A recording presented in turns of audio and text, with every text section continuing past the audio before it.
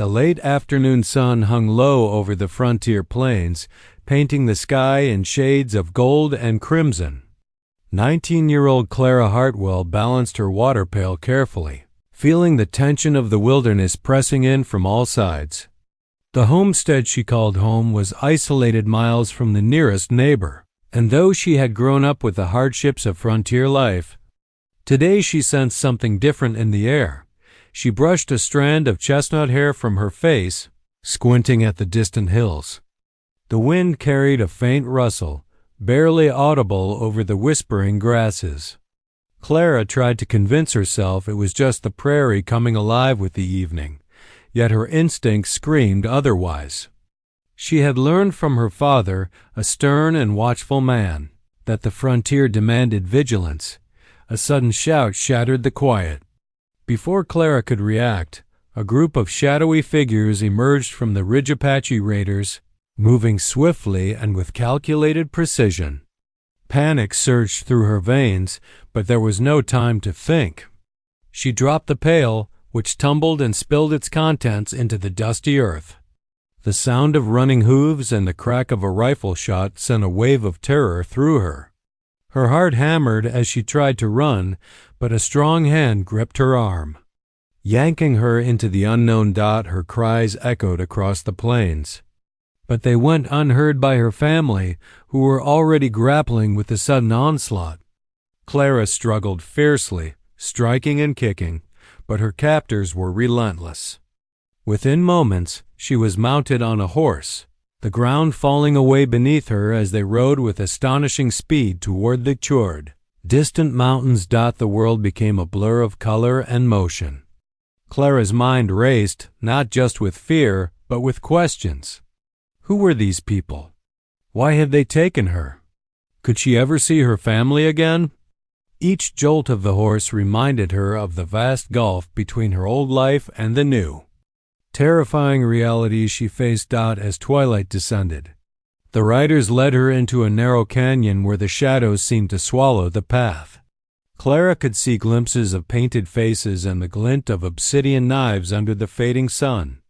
She realized she was utterly alone in this strange, foreign world, completely at the mercy of her captors.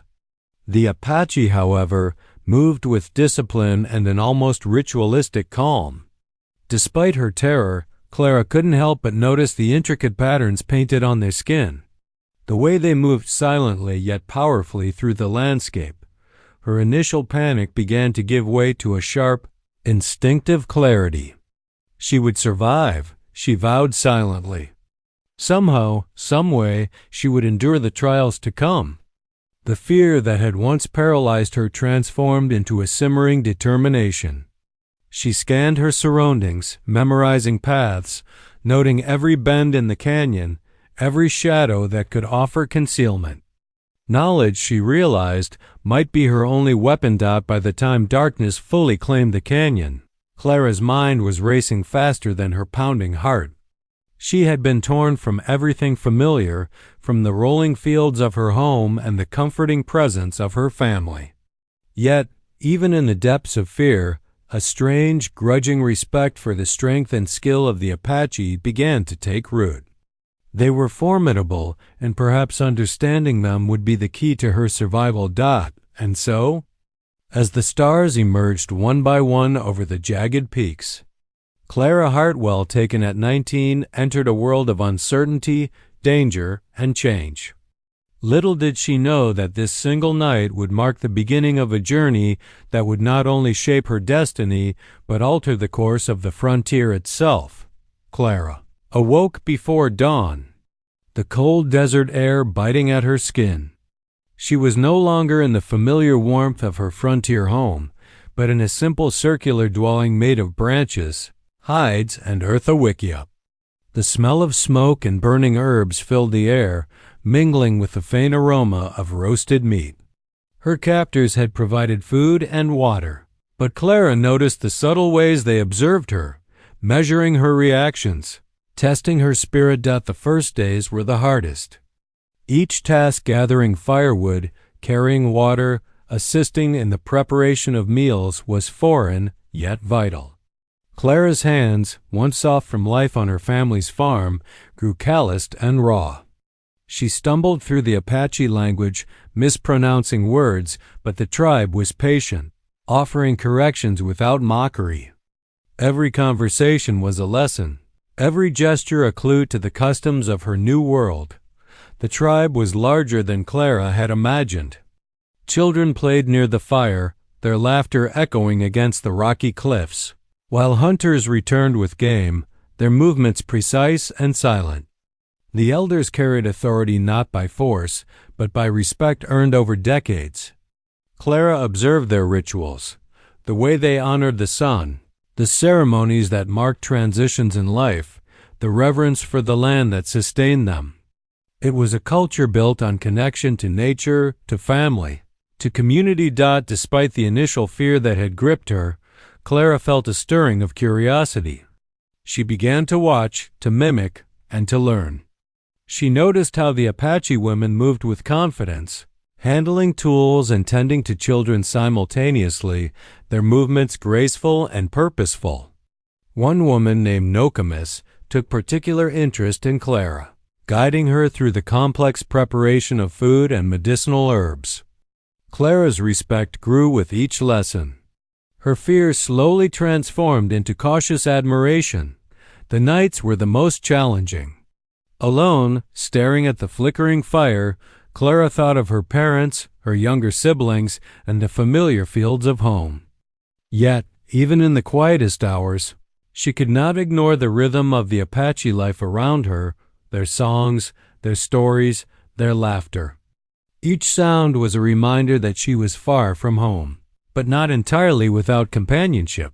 Clara's first real test came when a young boy fell ill. With guidance from Nokomis, she carefully prepared a poultice from herbs she had only just learned to recognize. Her hands trembled, but she focused, following the instructions precisely. To her relief and astonishment, the boy's fever began to subside. For the first time, she felt a measure of purpose, a sense that she was not just a captive, but a contributor to the tribe's welfare. Days turned into weeks. Clara learned to ride alongside the hunters, to recognize edible plants and dangerous animals, and to move silently across the terrain. Each skill reinforced her survival instincts, each lesson deepened her understanding of the Apache worldview. She began to see the wisdom in their traditions, the intelligence in their strategies, and the deep bonds that held the community together. Yet, beneath all the adaptation and learning, a part of her remained stubbornly tied to her former life. She did not yet trust this world entirely, nor did she forget the longing for home. But the realization grew that she could not simply wait to be rescued. Her survival depended on learning, observing, and respecting the tribe that now sheltered her. By the end of her first month, Clara had changed. The frightened frontier girl who had been dragged from her home was evolving into someone resourceful, attentive, and resilient. She understood, perhaps for the first time, that survival was more than endurance. It was understanding, connection, and adaptation. And though she could not yet foresee the path ahead, she sensed that her fate, woven into the lives of the Apache, would shape her in ways that neither the frontier nor her family could have ever imagined. Weeks had passed since Clara's arrival in the Apache camp, and the initial shock of abduction had softened into a tense, determined focus. She had learned to move with the rhythm of the tribe, to speak enough of their language to follow instructions, and to anticipate the patterns of their daily lives. Yet she was far from truly accepted. The elders watched her cautiously, aware that a stranger, especially one taken from the white settlers, could either bring insight or danger. Clara understood that survival required more than obedience. She needed to earn respect. So she began to seek ways to prove her usefulness. She observed the women carefully, noting how they prepared food, dressed wounds, and managed the children. One evening, she offered to help Nokomis prepare a complicated herbal remedy for a hunter wounded in a skirmish. The first few attempts were clumsy, her hands fumbling with dried plants and cracked pots, but Clara persisted. Nokomis corrected her gently, demonstrating patience that Clara hadn't expected from someone outside her own family. It was during these small acts that Clara began to understand the Apache principle of contribution. She realized that being part of the tribe meant giving back, participating in the shared survival of the community. She experimented with cooking, learned to weave simple baskets, and practiced mending tools and clothing. Each success, no matter how small, was acknowledged with a nod, a smile, or a quiet word of approval. Her opportunity to earn trust in a more profound way came sooner than she anticipated. One afternoon, while out gathering firewood, she stumbled upon a rattlesnake hidden among the rocks. With a calmness born of desperation, Clara remembered a lesson her father had once taught her about handling dangerous animals. Using a stick and careful precision, she managed to move the snake away from the camp without harm. Word of her bravery spread quickly. The elders, once skeptical, now regarded her with cautious admiration. Clara also began learning the hunter's skills. She shadowed the young warriors, absorbing lessons about tracking, reading the land, and observing the subtle signs of wildlife. She was clumsy at first, her hands and instincts still rooted in a life of farm labor rather than the wilderness. But her determination impressed even the most stoic hunters. Slowly, she was included in minor expeditions, gathering berries, water, or firewood along the way. What truly cemented her position, however, was her ability to think beyond instinct. When the tribe faced a logistical problem organizing supplies for a long journey or securing water for the children, Clara offered suggestions based on the knowledge she had gained growing up on her family's farm. She proposed simple but effective methods to store food, to ration water, and to reinforce shelters. Her ideas were practical, grounded in experience, and they worked. The elders began to recognize that Clara was more than a frightened girl. She was adaptable, intelligent, and capable. Slowly, the whispered doubts about the stranger from the settlers faded. She was no longer just a captive. She was a participant in the tribe's life, someone whose contributions mattered. Yet Clara never forgot the boundaries. She knew she was still an outsider, and she respected the tribe's customs carefully, never overstepping her place. Her survival depended on this delicate balance, demonstrating skill and loyalty without challenging authority. And in that balance, Clara found something unexpected, a sense of purpose she had never known on the frontier. By the end of the season, the girl who had been dragged into the desert against her will had begun to transform. Fear had given way to competence, isolation to cautious integration. The Apache had begun to trust her, not simply as a survivor, but as someone who could contribute meaningfully to their community. And in the quiet moments at night, Clara allowed herself a small but growing pride. She was no longer entirely powerless, and her presence in the tribe was beginning to make a difference. As the months passed, Clara's presence in the Apache camp became less a novelty and more a fixture. She moved with a quiet confidence, her hands skilled, her mind alert, and her heart still cautious. But beyond survival and usefulness, another layer of her experience began to emerge, the intricate, sometimes perilous web of human connections. Clara had always been careful around the tribe, mindful of boundaries and customs. Yet, she found herself drawn to a young Apache warrior named Dakota, whose quiet strength and unassuming wisdom set him apart. Unlike the brash young men who sought to prove themselves with displays of force, Dakota possessed a calm intelligence that Clara instinctively recognized. He noticed small things, the way she observed the tracks of animals, how her eyes lingered on the patterns of the land, and he offered guidance without condescension. Their bond was subtle at first, built on shared moments rather than words. They hunted together, Dakota teaching her the precision required to track deer and avoid danger. He explained the significance of the moon's phases for hunting, the songs that guided warriors through the night, and the sacred traditions that bound their people to the land. Clara listened, absorbing not only the practical knowledge but also the philosophy embedded in every action. In return, she offered insight from her own upbringing, ways to build traps, preserve food, and read the behavior of animals in ways unfamiliar to the tribe. The trust between them grew, and with it, an unspoken intimacy. It was dangerous, unacknowledged, and entirely outside the rigid rules of their society. They laughed quietly, shared meals in the shadows of the wickiups, and exchanged subtle gestures, a brush of hands, a fleeting glance that spoke volumes.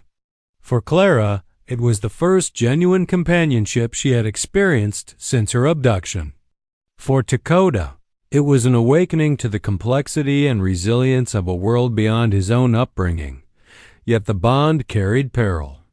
Some tribe members watched Clara and Dakota with suspicion, questioning the propriety of a relationship between a captive and a warrior.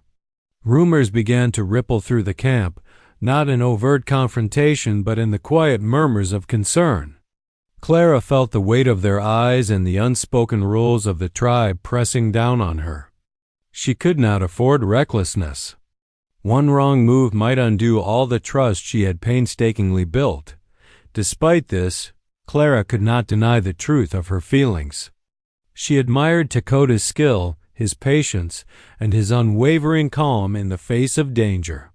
And in moments of solitude, she found herself imagining a life intertwined with his, not just survival, but partnership, mutual respect, and even a strange sense of home within the wilds of the Apache lands.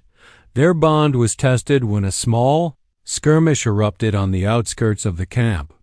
Clara accompanied Dakota to gather intelligence about the rival group, relying on her observation skills and knowledge of the land. Together, they navigated treacherous terrain, narrowly avoiding detection. The adrenaline of survival and the need to rely on each other deepened their connection, solidifying trust that went beyond words. By the end of this perilous day, Clara understood the complexity of her situation. She was no longer merely a girl taken from her home. She had begun to form meaningful ties, bonds that could define her place in this new world. Yet she also recognized the fragility of these connections. Love, loyalty, and trust in the Apache world were powerful but could be as dangerous as any weapon. In the quiet of the evening, as the firelight danced across the wickiup walls, Clara and Dakota shared a rare moment of stillness. Words were unnecessary. In their silence, they acknowledged the unspoken truth, that bonds could be forged even in captivity, that respect and admiration could grow into something deeper, and that survival was not only a matter of skill, but of the connections that tethered one to life and to hope. Clara's world had shifted again. She was learning that the heart could adapt, even in the most extreme circumstances, and that love, or something like it, could bloom where she least expected it. But with every step deeper into this forbidden bond, she also knew that the path ahead would be fraught with challenges she could not yet foresee. The desert sun rose high, casting long shadows across the rugged terrain. The Apache tribe, long accustomed to the harsh rhythms of the land, was suddenly faced with a threat unlike any they had anticipated. A rival band, seeking to claim the tribe's water source and hunting grounds, had been spotted on the edge of the territory. The elders convened in urgent council, their faces grave, while warriors sharpened weapons and prepared to defend their homes. Clara watched from the periphery, her heart pounding. Though she had earned a place in the tribe, she remained an outsider, aware that any misstep could cost her more than pride, it could cost her life. Yet, as the council deliberated, Clara's mind raced with ideas born from her frontier upbringing. Years of observing strategy, improvisation, and survival on her family's farm had taught her lessons she realized were now invaluable. When the elders discussed how best to respond, Clara spoke up hesitantly.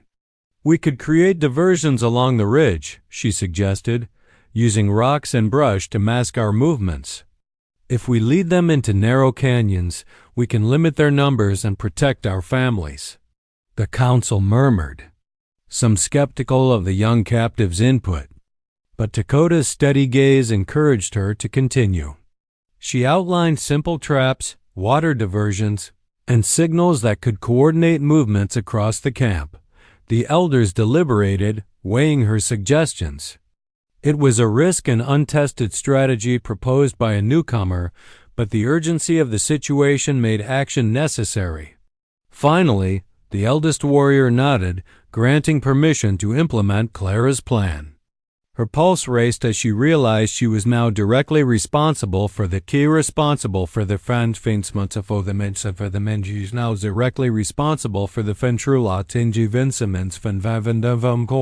safety of the entire tribe. The following hours were a blur of preparation.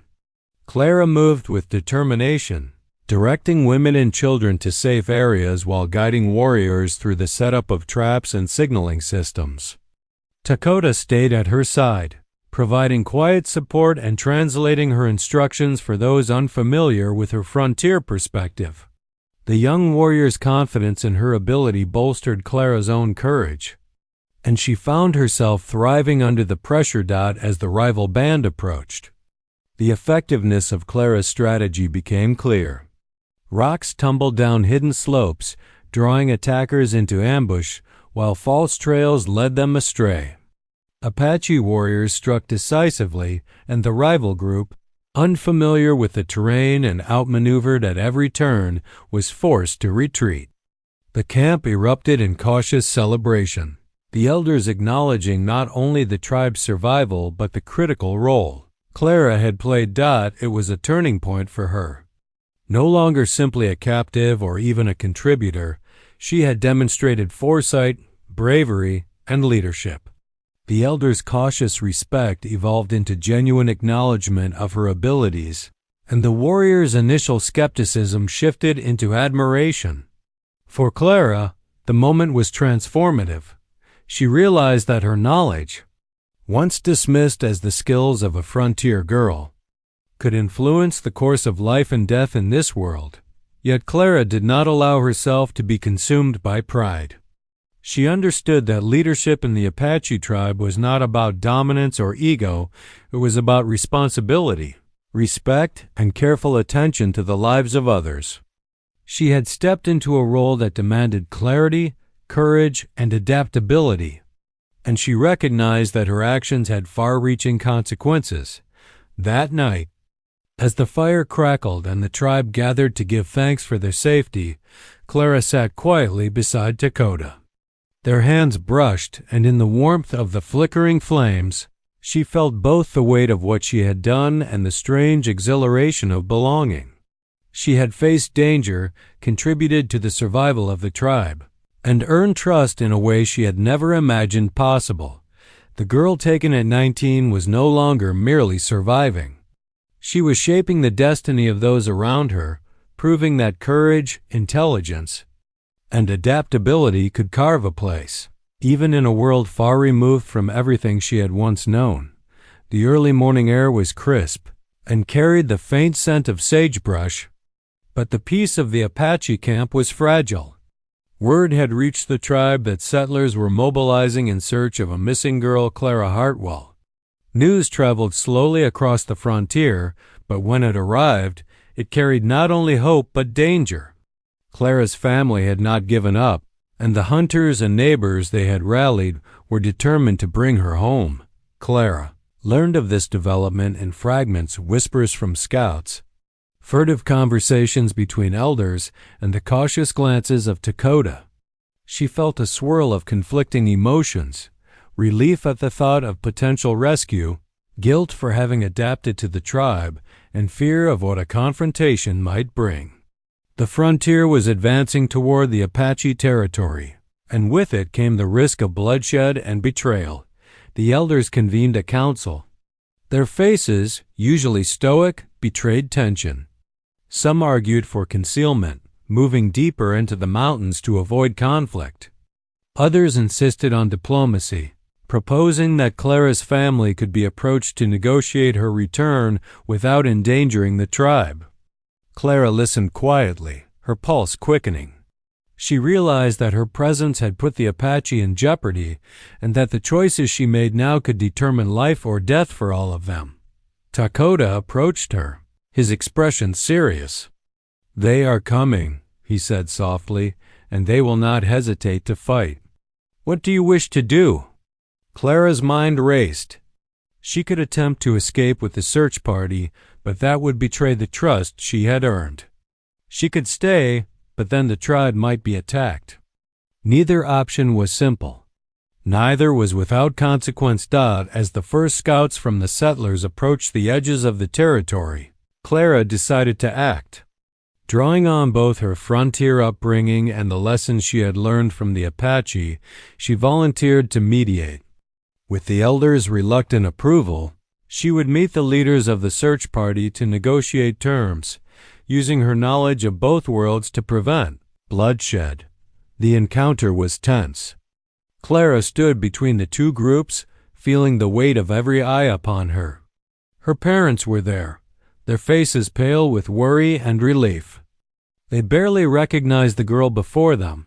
She was taller, leaner, hardened by months of survival, yet her voice carried the same clarity and determination they had always admired. Clara explained that she was safe, that she had learned from the tribe, and that any rash actions could endanger both sides.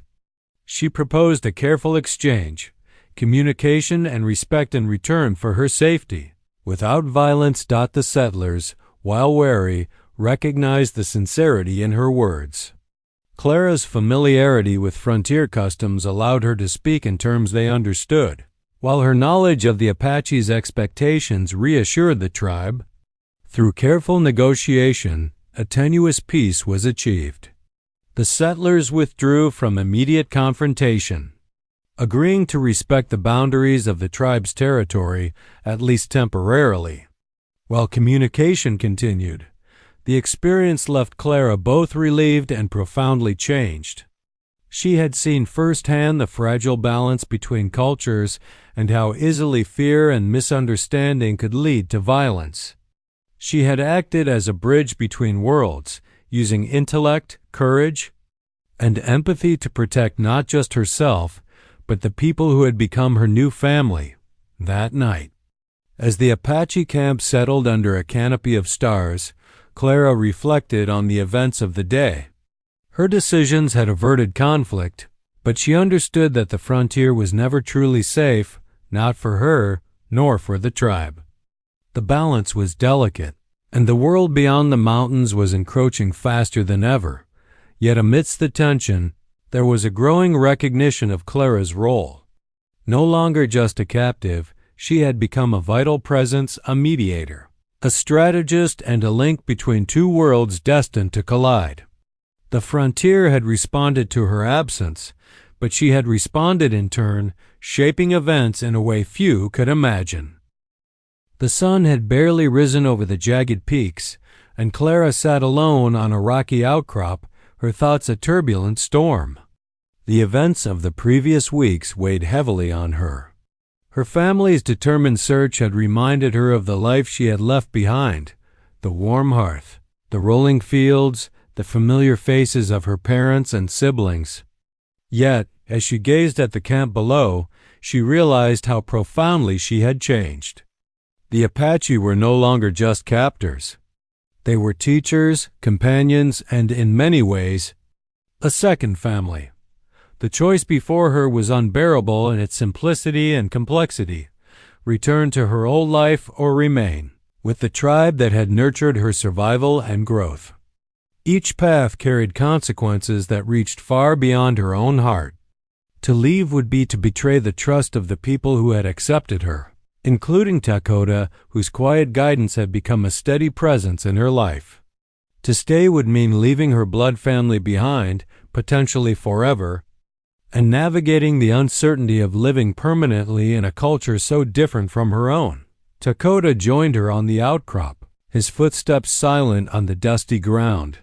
He did not speak at first, only observing the vast landscape that stretched endlessly beneath them. Finally, he said softly, "You carry both worlds within you now. Neither is wrong, but neither is easy." His words carried the weight of understanding, yet they offered no solution. Clara appreciated his honesty. He recognized that the decision belonged to her alone. Over the next days, Clara tried to reconcile her conflicting loyalties. She spoke with the elders, who reminded her of the tribe's need for careful alliances and respect for outsiders. She spent time with Dakota, whose quiet presence reminded her of the bonds she had formed. She visited the children she had helped care for, feeling a tender attachment that tugged at her heart. Every interaction strengthened one side or the other, and yet no single choice felt entirely right. One evening, the settler scouts returned, seeking further negotiations. Clara observed the tension, the fear of confrontation, and the desperate hope of her parents. She realized that her decision could directly influence whether the fragile peace she had helped establish would hold or shatter. The stakes were higher than her personal desires. Lives depended on her judgment. After a restless night, Clara made her choice. She would remain with the Apache, but not out of fear or resignation, but out of commitment to what she had become and the bond she could not sever. She had grown into a person capable of making a difference, and here she could use her skills, her knowledge, and her heart to protect the people who had welcomed her. She would honor her family in memory and loyalty, but her life had irrevocably intertwined with the tribe. The next morning, Clara approached her parents. Her voice trembled, but her eyes were steady. She explained that she could not return with them, not yet, perhaps not ever. She expressed her love for them, her gratitude for their relentless search, and her hope that they would understand the choice she had made. There were tears, yes, but also a growing recognition of Clara's agency, a young woman who had survived unimaginable circumstances and emerged not only alive, but self-possessed. Clara returned to the tribe where Dakota waited. They did not need to speak of her decision. It was understood in the quiet trust between them. She had chosen loyalty not to a single person, but to a community, to a path of growth and courage. Her life was no longer dictated by fear, but by deliberate choices. That night, under the vast desert sky, Clara felt a profound sense of belonging.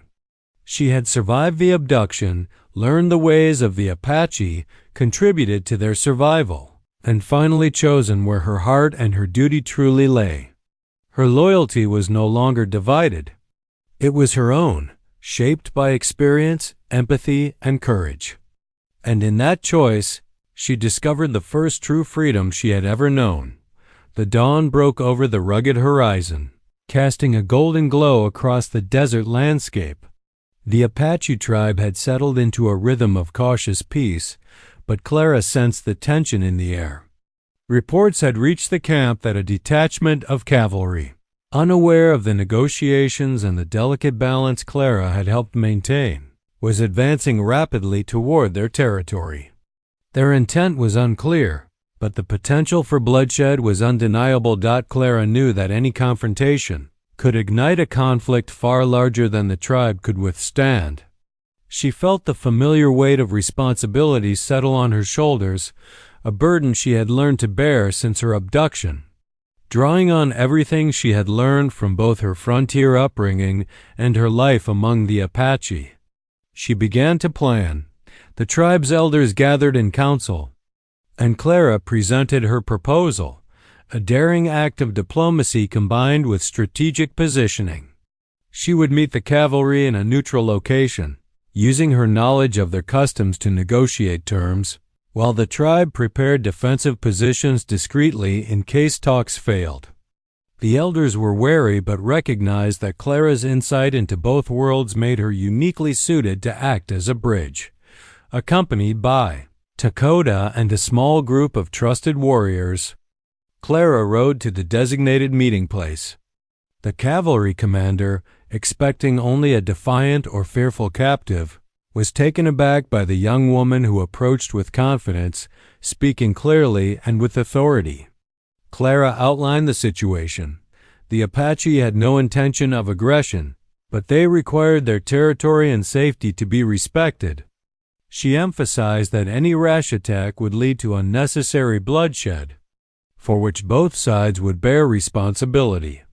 Her words were precise, appealing to logic, honor, and the shared understanding of survival on the frontier. The commander listened, initially skeptical, but as Clara articulated the strategic risks and benefits, his demeanor shifted. Her knowledge of frontier tactics allowed her to propose a compromise that protected both the cavalry's mission and the tribe's land. The meeting concluded with an agreement. The Apache would maintain control of key resources, while the cavalry would patrol a safe distance, reducing the likelihood of accidental confrontation.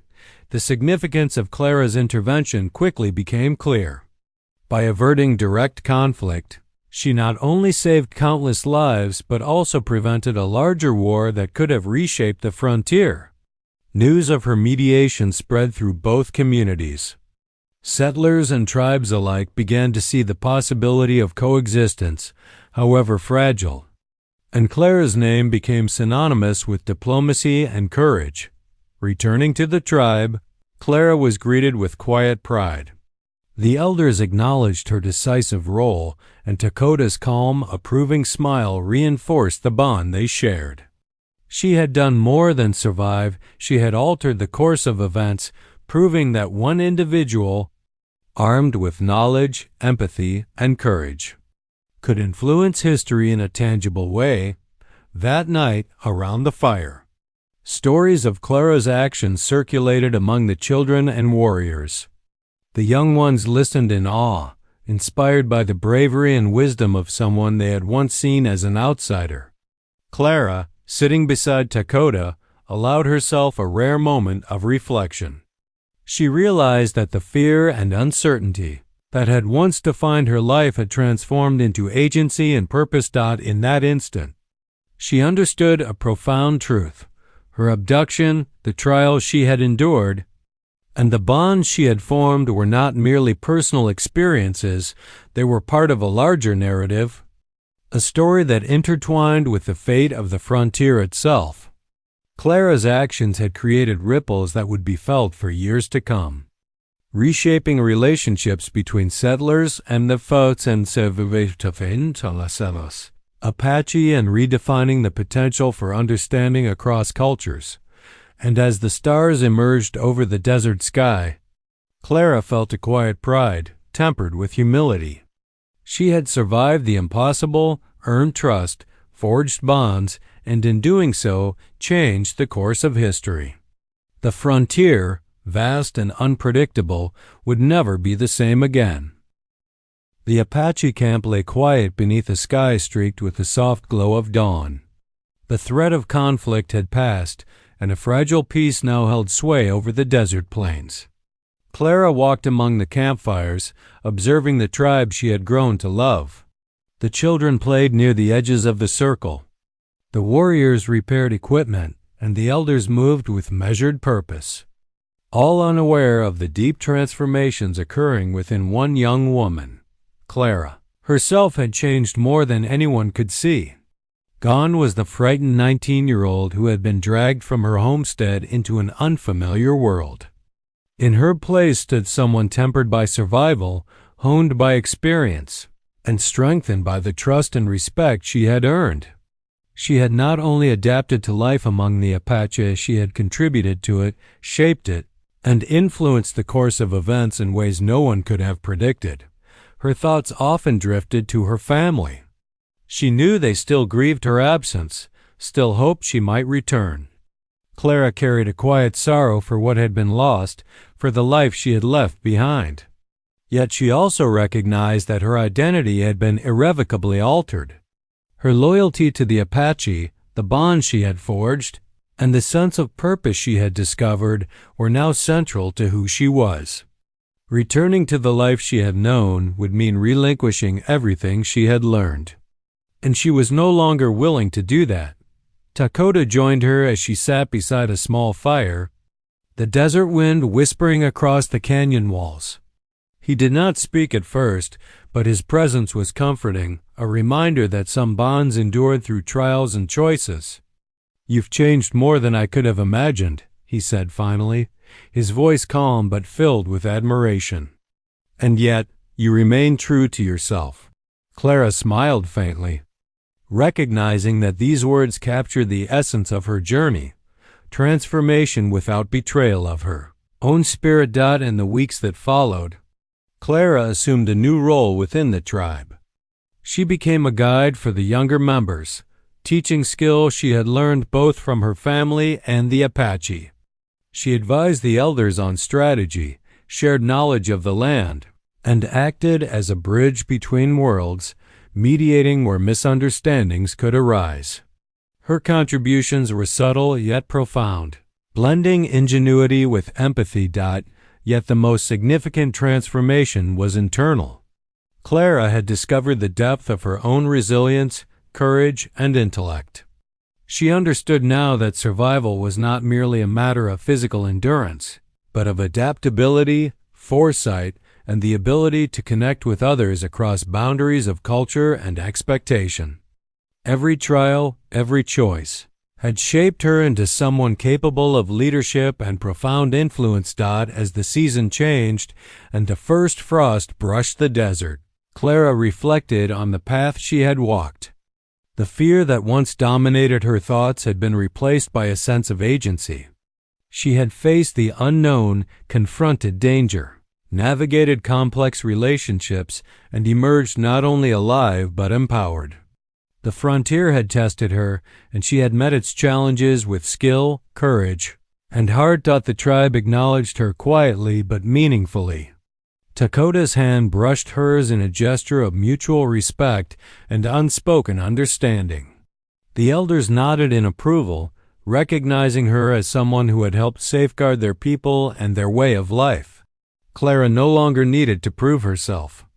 Her actions had spoken volumes. In that moment, she understood that her fate, once dictated by circumstance, was now in her own hands.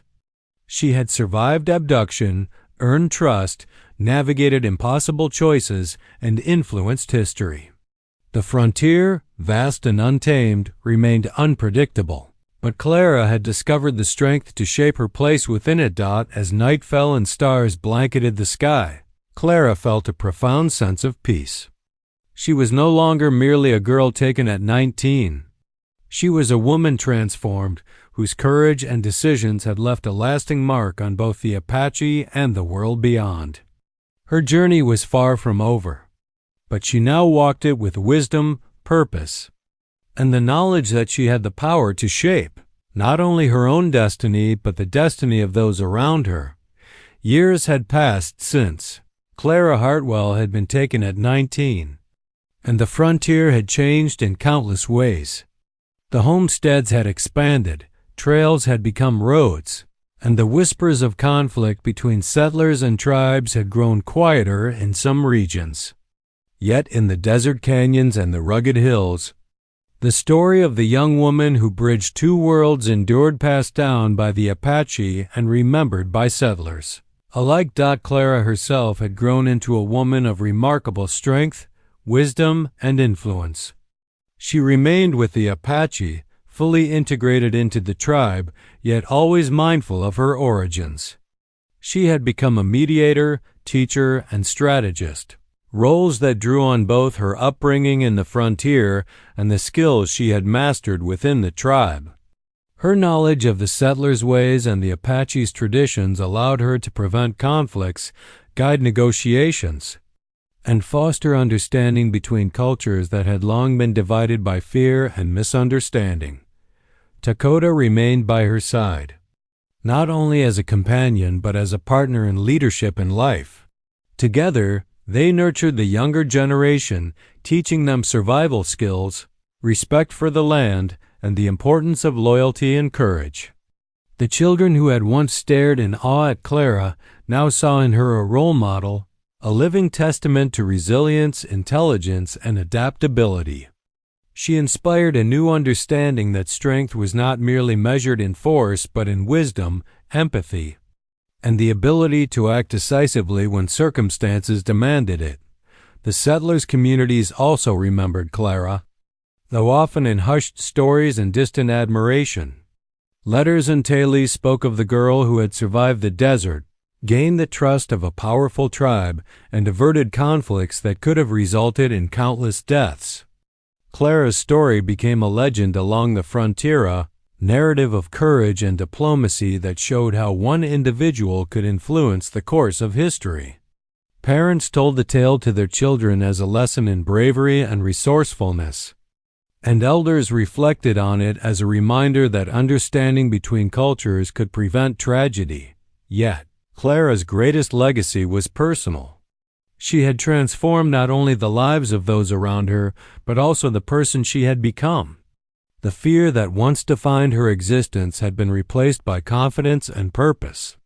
She understood the balance of life on the frontier, the complexities of human relationships, and the power of informed action. She had turned what had begun as a cruel twist of fate into a life of meaning, shaping communities and preserving peace through courage and wisdom. Clara often walked the desert at dawn, feeling the wind on her face and the pulse of the land beneath her feet. She remembered the terrified girl who had been taken from her home, and she smiled softly, knowing how far she had come. Every decision, every bond, every act of courage had led to this point, a life that had influenced not just a single family or tribe, but the broader narrative of the frontier itself. In time, Clara's story became intertwined with history. Bards, storytellers, and historians recounted how a young woman, captured at 19, had not only survived but had shaped the destiny of a people and prevented wars that might have scarred the land forever. Her name carried respect across communities, a symbol of resilience, intelligence, and the transformative power of one person's actions. As the sun dipped below the horizon, casting long shadows over the canyons, Clara stood beside Dakota and watched the children play. The frontier stretched endlessly before her, wild and untamed, yet she felt a quiet mastery of her place within it. She had endured, adapted, and flourished. She had loved and lost, trusted and been trusted, and in doing so, she had changed the course of lives and history alike. Clara Hartwell, the girl taken by the Apache at 19, had become more than a survivor. She had become a legend, a bridge between worlds, and a living testament to the enduring power of courage, wisdom, and choice. Her legacy would ripple across the frontier for generations, inspiring all who heard her story to face adversity with intelligence, heart, and unshakable resolve.